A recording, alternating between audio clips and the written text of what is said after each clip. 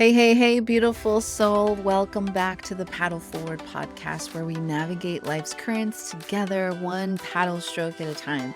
It's me, Yanakani, and today, woohoo, we are getting real. We are talking about fear, about doing the things that scare us, and about trusting the energy that we put into the world, always knowing that it's going to find its way back to us. So grab your tea or coffee, your metaphorical paddle, or whatever's keeping you afloat, and let's dive in. Okay, so I was driving home today and I was thinking and sitting back, and have you ever had that moment where you were like wondering how the heck you got where you are? Like, you look at your life and think, hold on a minute, like, did I really do that?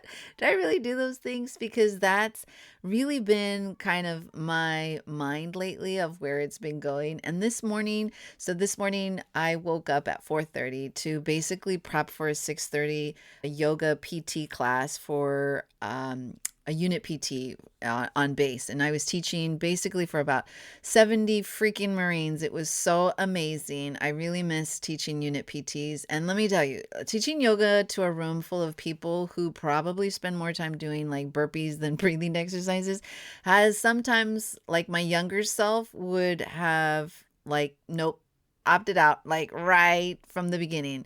And it was something that I never really thought that I would ever do, become a yoga instructor, but I did it. And then I turned around and dropped off my paddleboarding schedule for basically the next couple of months. And here I am, about to soak my sore muscles in a very hot bath. But I wanted to come on and talk about this because on my way home, I was having like these aha moments. And we talk about fear a lot, specifically when it comes to just, from a paddleboarding master instructor. I've really kind of stepped into this overcoming fear mindset coach in addition to becoming, being the master sup instructor that I am, because I really feel so passionate about how powerful being brave enough to at least learn how to overcome fears can be such a game changer in your life. And I'm always talking about how to push past it, but what if the magic really wasn't in how we overcome our fears or overcoming fears at all? Like, what if the magic is in doing it while still being scared?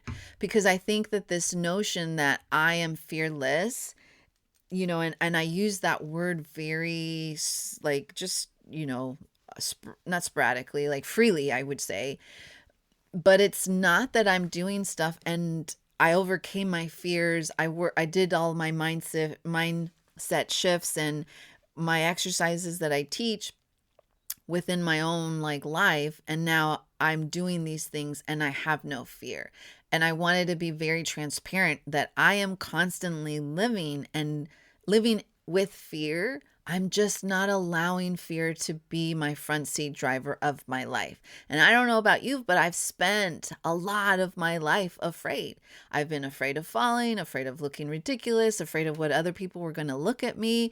And at one point I was afraid of water. Like, people don't realize that when they see me because I feel so confident on the water. But at one point, up until my 30s, y'all, 30-year-old, like, really, that's 3 decades. I was afraid of water. And yeah, your paddleboard coach was once afraid of open water. And here I am, a master stand-up paddleboard instructor. So somehow, despite this fear, I've done things that I never thought were possible. I mean, I ran a freaking marathon, not just once, 8 times, but if you've ever thought about it or you've actually ran even a half a marathon, you know what I'm talking about when you hit that wall, that brick wall that they talk about, and it usually is somewhere around that 20-mile mark. And I didn't really understand what they were talking about until I hit it in my very first marathon and had this moment of like, F this. I can't. Like, I don't think my body will survive. Like, I don't even think I can walk the last 6 miles. I think my first marathon, I hit it at like mile 21. And I was like, nope, like this is it. I can't. And you're at the last 6 miles. There's nobody usually out there, depending on where you are in the time marker. And I think my phone had died at that point, and it was hot, and I was tired, and I was like, oh shit, like I don't know what I'm going to do. I have no other choice but to keep moving forward. And then eventually your brain tells your body to like buckle up, buttercup, and you figure it out, and then all of a sudden you catch your second win, and it's just enough to get you to that freaking finish line. And I really want to use the F word because it is like so embedded in my brain. And if you've ever tried to run a marathon or you've done one, kudos to you. A virtual high five from across this microphone. I forced myself to learn how to snorkel by literally booking a trip to the Bahamas with some of my BFFs. And I was like determined that I was going to figure out how to learn how to get over my fear of open water. And spoiler alert, it turned into like my actual nightmare, but guess what? I survived. And if you want to know more about that story, you can listen to it. I recorded it in a previous podcast episode that I will link in the show notes to this one, but it's pretty hilarious. And, I became a stand-up paddleboard instructor after it, which is even crazier because I don't really like talking to people in a large group, but somehow I find myself in these situations. I mean, I moved overseas to another country. I survived running a business during COVID. I became a mom at 40. I started multiple businesses, and I keep continuing to show up even though I don't think anyone else is out there actually listening to me. And yet every time I start something new, that fear creeps in. And I realize maybe I'm not supposed to be doing this. But then I get that second thought. I'm like, maybe fear isn't something that I need to get rid of. Maybe it's just proof that I'm stepping into something bigger than myself. That something's out there and it's stretching me and it's expanding me and it's moving me to the next level of where I'm meant to be. And then I'm like, yeah. I have to call my fear or that like negative person that's in your brain that likes to tell you things to kind of, keep you from living life. I call her Anna. I hate being called Anna. Usually when I introduce myself as Anna Connie to a complete stranger, I will say 8 out of 10 times they will be like, can I call you Anna? Especially if they don't know me at all. And I will straight up look at them and be like, not if you want me to respond. Because I am like, nope, I hate being called Anna. And nothing against Annas out there. If you are out there, I love you to death. I just don't like being called that. And it's probably because my mom, anytime she hated anybody calling me anything than Anna Connie. And I used to actually want people to call me Anna because I felt so embarrassed having people try to like figure out how to say my name. And she was very, very strict about people calling me anything other than my given name. So I think it's just ingrained in me. And so now as an adult, I do not like it. And so I totally lost my train of thought. But, I feel like there's so many things out there that I just do better when I have a name or like a person or a persona. So like with Fat Mermaids, I have this I don't want to say it's a fake person. It is a part of me, but it's the part of me that not a lot of people get to see. I am such a different person when you meet me on the water as a stand-up paddleboard instructor than I would be in just like a normal day-to-day, like a barbecue or something. And so I specifically name that little voice that tells me no good things and tells me I'm not worthy and I'm not good enough and how dare you? Who do you think you are? Yeah, that person, that name, she is Anna. And so when she comes out, I'll be like, Anna, I need you to like be quiet, girl. You do not know what you was talking about. I don't need that type of energy right now. Like I will talk to that voice as if they are a person and shut them down really quick. And it really has helped me in just moving forward. And so it brings me to this conversation that I had with my brother, because I had this stupid nightmare of a situation with my car registration here in Japan. And it just, he was laughing because he was like, "Oh yeah, I totally remember that from when I was stationed there." And I guess he had something that his story was even crazier. And so he's telling me his story of like his situation that he ran into when he had his registration problems. And he was like, "I think that our family is just lucky. And, we just have like a lot of luck." And he, from his standpoint, was like, because our personalities are just kind of like, we're very calm in those situations. Like, there's a lot of people out in the world that would just get like super defensive, like it's not their fault and whatever, because they're scared in the situation. And for us, we tend to really calm down. Like, I don't know what it is about our family, but we tend to be like, whatever. And then we become like the best person in the situation. Like, they love us and then they hook us up. And like, we, are escaping like, serious, like scenarios where other people would totally have like gone to jail. And somehow we get out of those situations. He's like, "We're so lucky." And at first I thought, yeah, maybe. But then it hit me and I was like, no, I don't think that it's luck. I started really thinking about it. I was like, I think that it's like we as people, like my brothers, my mom really raised us the best she could. And I think we turned out so much better than she could ever imagine. Like how she brought us up. My brothers and I are amazing people. And I don't want to like toot our own horns, but like I watch my brothers, and if I'm any type of reflection of who they are in the world as like people, I'm like, I hope that I'm somewhere in this realm, because they're absolutely amazing. Like our willingness to go above and beyond and be part of the community and give our time up for communal projects and activities, even when we don't really have that much time. Somehow we figure it out. We're always there. We're always willing to try. We're still opening those doors for strangers, still doing like random acts of kindness, trying not to get defensive, or, because we understand that in those situations when things aren't going our way, it's usually not the person directly in front of us that's at fault. And we try to remind ourselves that, so that we're not being these people that get super like, defensive and ugly to, another human. And our grandparents really raised us to just believe that it didn't matter what we did in life, especially when it came to jobs. From a garbage man to a doctor, we were to always give 100%, 200%. It didn't matter. One is not, more privileged than the other or should be treated any different than the other, because we all have our role in the world.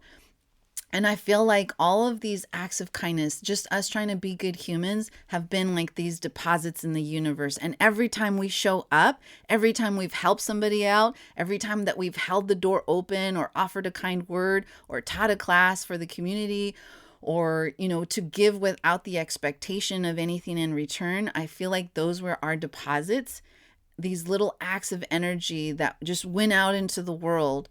And then when we hit our wall, or when we're stuck, or when we're overwhelmed, or when we're scared, we're just withdrawing from that energy that we've already put out into the world. And I feel like life has a way of really giving back what we pour into it. So having said all that, I think that that's why I can't let go of any of the things that I do. And when I mean by that is that I am constantly battling about showing up for my businesses. I'm running Fat Mermaids, my stand-up paddleboard instructors, my paddleboard business, which is my first business. I'm supporting new moms in my newish brand, my Anna Connie Walters brand, which is why I rebranded under myself, because that type of support didn't really fit under Fat Mermaids. And then I'm building Empower Her Wave, which is where I want to teach women how to feel powerful in their business and in their lives as heart-led CEOs, my empaths, my doulas, my midwives, my lactation consultants, my women's wellness instructors, my Reikis, my, spiritual healers.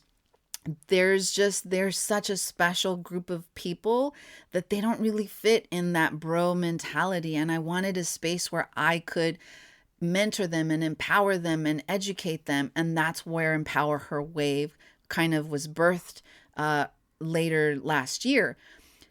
And it's a lot. And there's moments when I think I should probably cut something out. But then I think about the women that I see struggling every day, the ones who doubt themselves, the ones who don't know, if they can do any of the stuff that they've decided to do, whether it's a motherhood or changing a career. Being a military spouse is like a thing of its own.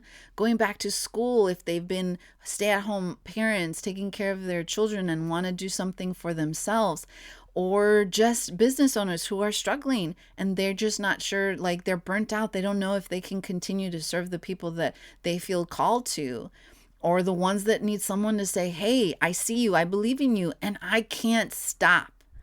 Because if even one woman hears this today and thinks, you know what, maybe I'll do it anyways. That very single thing, that possible moment, that is worth me doing what I'm doing.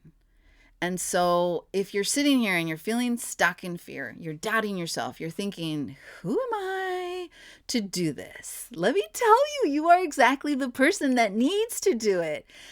I just recently posted something like, fear doesn't mean stop.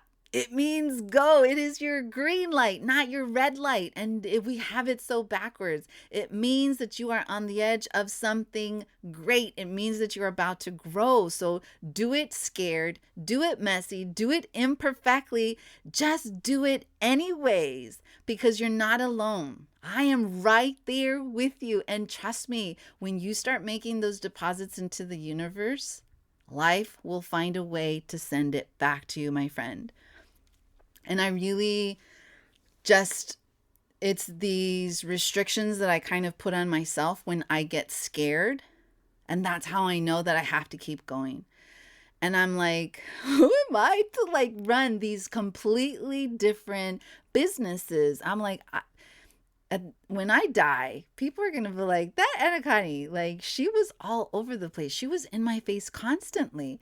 And I'm like, I want to help so many. And people, that talk about, well, if you talk to everybody, you talk to nobody. And I'm like, I'm not talking to just anybody. I am talking to specific queens. They're just different types of queens in each brand. And I show up because I love all of you. Each one of my queens that I'm after.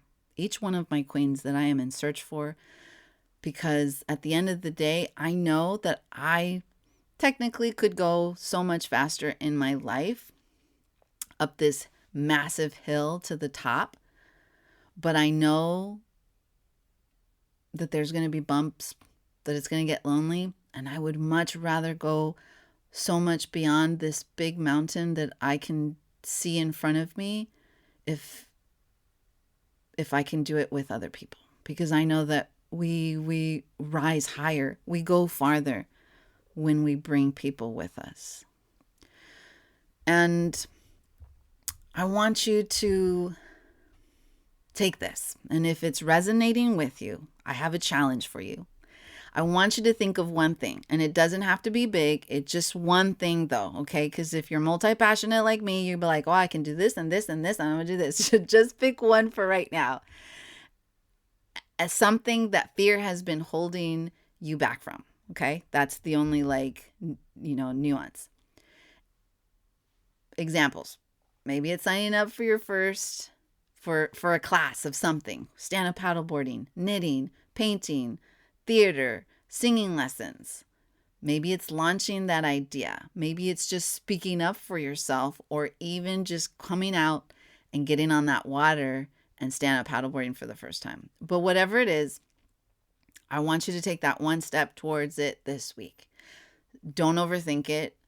No waiting for the right time, okay? You're going to be scared while you do it. We understand that. We're going to do it anyways. And if you're in Okinawa at the time of this recording, I've got the perfect way for you to push yourself into the action. I want you to book a stand-up paddleboard lesson with me because I just put out my schedule. And because I want you to trust me. If you're local and you've been thinking about doing a stand-up paddleboard lesson, but you're still scared, trust me when I say, if you can stand up on the water, you can stand up tall in any part of your life. Okay? So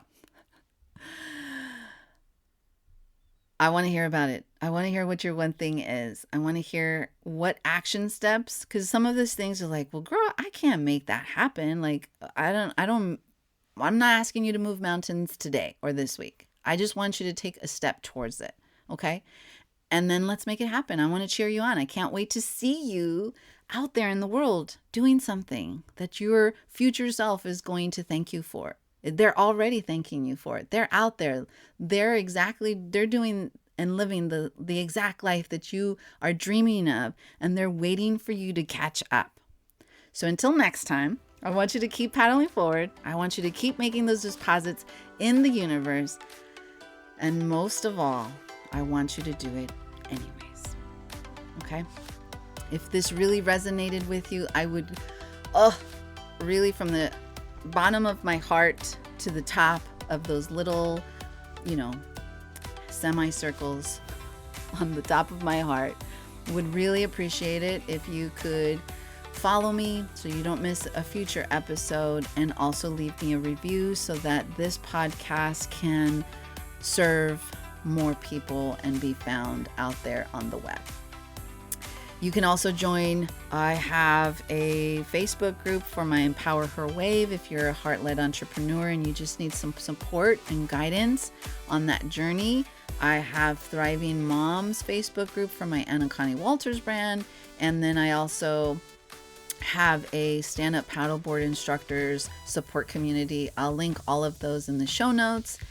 And as always, stay beautiful, stay you, and I will catch you in the next episode.